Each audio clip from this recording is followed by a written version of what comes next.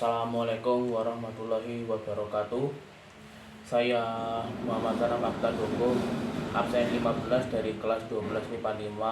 Pada hari ini saya akan membahas salah satu pelajaran matematika di kelas 12, yaitu statistika. Statistika adalah sebuah ilmu yang mempelajari bagaimana cara merencanakan, mengumpulkan, menganalisis, lalu menginterpretasikan, dan akhirnya mempresentasikan data. Nah, bisa dikatakan, contoh ada data, contoh data jumlah siswa di SD, SMP, SMA, dan SMK. Nah, biasanya di beberapa institut atau di tempat lainnya biasanya sering menyajikan data-data grafik, bukan data grafik, maksudnya data statistik bagaimana suatu hal dari tahun per tahun atau kedepannya. Contoh misalnya statistik jumlah siswa baru di SDN 1.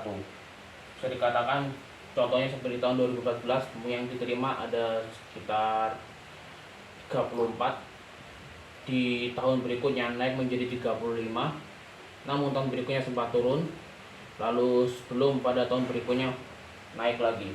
Ya, itu salah satu contoh.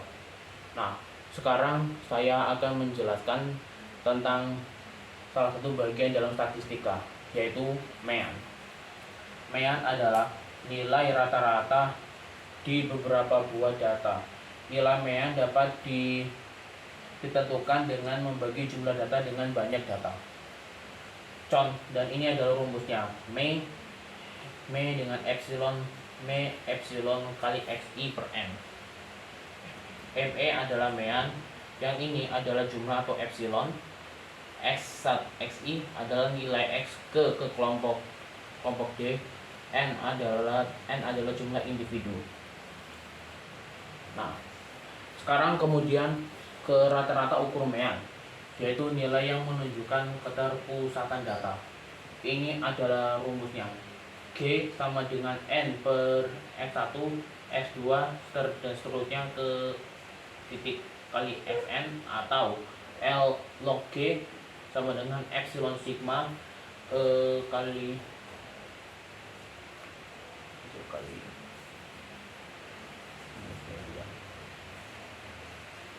X log X1 log Xi per N besar maksudnya.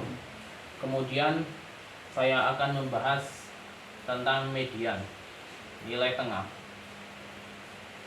Median adalah nilai data tengah dengan pengertian bahwa dari sekelompok data dibagi menjadi dua bagian yang sama dan pembaginya disebut sebagai median. Adapun untuk menentukan nilai median dapat dilakukan dengan cara untuk data yang belum dikelompokkan.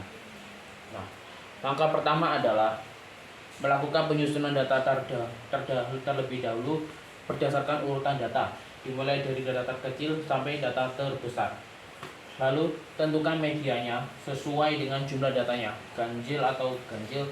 Untuk sekumpulan data yang berjumlah ganjil, maka nilai medianya adalah data yang paling tengah.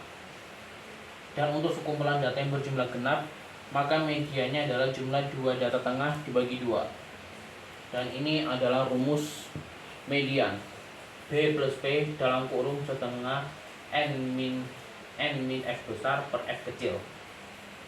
Keterangannya adalah MD adalah median, B adalah batas bawah, N adalah batas data, P adalah panjang kelas interval, F besar jumlah semua frekuensi sebelum kelas median, F kecil adalah frekuensi median. Modus adalah digunakan untuk gejala-gejala yang sering terjadi. Diberikan dengan simbol mo. Modus dalam data kuantitatif ditentukan dengan nilai frekuensi tertinggi.